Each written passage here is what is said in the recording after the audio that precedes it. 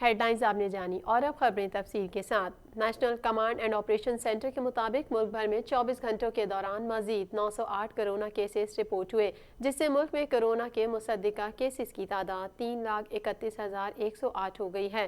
National command and operation centre نے شہریوں کو گھر سے نکلتے وقت فیس ماسک پہننا لازمی قرار دیتے ہوئے کہا ہے کہ ملک کے 11 بڑے شہروں میں کرونا کیسز میں 80% اضافہ ہوا ہے۔ پاکستان میں گزشتہ 24 گھنٹوں کے دوران کرونا وائرس انفیکشن کی وجہ سے مزید 16 افراد جاں بحق ہو گئے، جبکہ ملک میں مریضوں کی تعداد 11,695 ہو گئی۔ National command and operation centre کے مطابق ملک بھر میں 24 گھنٹوں کے دوران مزید 908 کرونا کیسز رپورٹ ہوئے، جس سے ملک میں کرونا کے مصدقہ کیسز کی تعداد 3,31,108 ہو گئی ہے۔ ملک میں 24 گھنٹوں کے دوران کرونا وائرس سے مزید 16 افراد کے انتقال کے بعد پاکستان میں کرونا سے انتقال کرنے والوں کی تعداد 6,775 ہو گئی، جبکہ 581 مریضوں کی حالت تشویشناک ہے۔ NCOC کا کہنا ہے کہ اس وقت پاکستان میں کرونا کے 11,695 مریض زیر علاج ہیں۔ گزشتہ 24 گھنٹوں کے دوران 824 کرونا مریض صحت یاب ہوئے، جس کے بعد ملک میں کرونا سے صحت یاب افراد کی تعداد 3,12,638 ہو گئی۔ کرونا وائرس کی تشخیص کے لیے ملک بھر میں 24 گھنٹوں کے دوران 29,449 ٹیسٹ کیے گئے۔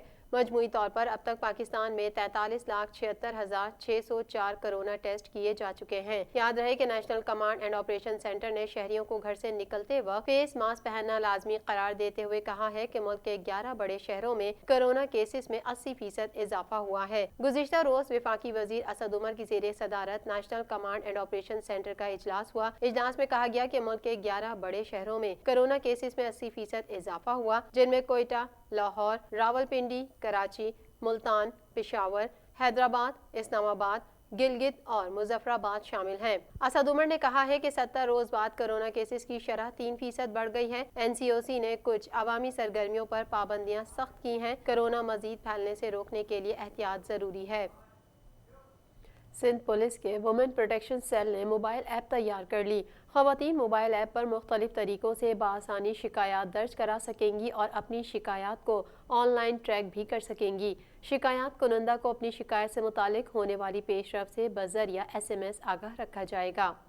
سندھ پولیس نے خواتین کو تحفظ فراہم کرنے کے لیے نئے منصوبے کو حتمی شکل دے دی۔ سندھ پولیس کے وومن پروٹیکشن سیل کے تحت موبائل ایپ تیار کر لی گئی ہے۔ موبائل ایپ پر خواتین جسمانی تشدد، ہراسگی، طلاق کے مسائل، جبری شادی، گھریلو تنازع، بچوں کی دیکھ بھال، جہیز، کم عمری کی شادی، بچوں کی حوالگی سے متعلق شکایات درج کرا سکیں گے۔ منصوبے کے تحت ویب سائٹ اور کراچی سمیت سندھ بھر میں 34 دفاتر قائم کیے جائیں گے۔ خواتین کی آسانی کے لیے فری ہیلپ لائن 9110 کا استعمال کیا جائے گا۔ خواتین موبائل ایپ پر مختلف طریقوں سے بآسانی شکایات درج کرا سکیں گی اور اپنی شکایات کو آن لائن ٹریک بھی کر سکیں گی۔ شکایت کنندہ کو اپنی شکایت سے متعلق ہونے والی پیش رفت سے بذریعہ SMS آگاہ رکھا جائے گا۔ شکایات کی مانیٹرنگ اور ازالہ کیا جائے گا۔ شکایت کنندہ موبائل ایپ پر تصویر، ویڈیو، آڈیو پیغام اور دستاویز بھی اپلوڈ کر سکیں گے۔ ریجنل دفاتر میں 14 اور ڈسٹرکٹ سطح پر 7 افسران اور اہلکار پروگرام میں تعینات ہوں گے۔ پولیس حکام کا کہنا ہے کہ منصوبے کا مقصد سندھ میں خواتین کے ساتھ پیش آنے والے واقعات کی روک تھام ہے۔ IG سندھ مشتاق احمد مہر کی جانب سے منصوبے کی منظوری دے دی گئی ہے۔ IG سندھ مشتاق احمد مہر نے اپنے پیغام میں کہا ہے کہ ایپ 21ویں صدی کے جدید تقاضوں سے ہم آہنگ ہے، جس کا اعزاز سندھ پولیس کو حاصل ہوا ہے۔ Women protection cell Sindh police کی خصوصی کاوش ہے، جس کے ذریعے خواتین کو اپنی شکایات کا بآسانی اندراج اور حل ممکن ہوگا۔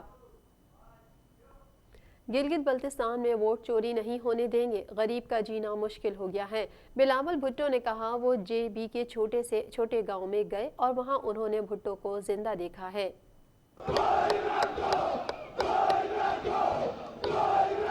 چیئرمین پاکستان پیپلز پارٹی بلاول بھٹو زرداری نے کہا ہے کہ عمران خان کی حکومت جنوری 2021 میں ختم ہو جائے گی اور ایک عوامی راج آئے گا۔ کھلاڑی یا سلیکٹڈ نہیں، جو وعدہ کر کے پھر جاؤں۔ گلگت بلتستان میں ووٹ چوری نہیں ہونے دیں گے، غریب کا جینا مشکل ہو گیا ہے۔ یہ بات انہوں نے اسکردو مین بازار میں جلسے سے خطاب کرتے ہوئے کہی۔ پھر وہ جو چند مہینوں کے مہمان ہیں وہ بھی گھر چلے جائیں گے اور وفات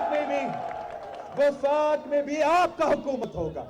اب لکھ لو گارنٹی لے لو، جنوری میں ہم عمران کو، سلیکٹڈ کو، نالائق کو خداحافظ کہہ رہے ہیں، خداحافظ۔ بلاول بھٹو نے کہا وہ GB کے چھوٹے سے چھوٹے گاؤں میں گئے ہیں اور وہاں انہوں نے بھٹو کو زندہ دیکھا ہے۔ انہوں نے ان تمام پارٹی کارکنوں کو یاد کیا جنہوں نے GB میں پارٹی کی بنیاد رکھی اور کہا پیپلز پارٹی ہی وہ واحد پارٹی ہے جس نے GB کے عوام کے مطالبات اپنے 2018 کے انتخابی منشور میں شامل کیے۔ ہم نے آپ کے مطالبہ پاکستان پیپلز پارٹی کا 2018 کے منشور میں ڈالا تھا۔ اسلامی نظریاتی کونسل نے سرکاری فنڈ سے نئی غیر مسلم عبادت گاہ کی تعمیر پر وزارت مذہبی امور کے مراسلے پر اپنی رائے دے دی ہے۔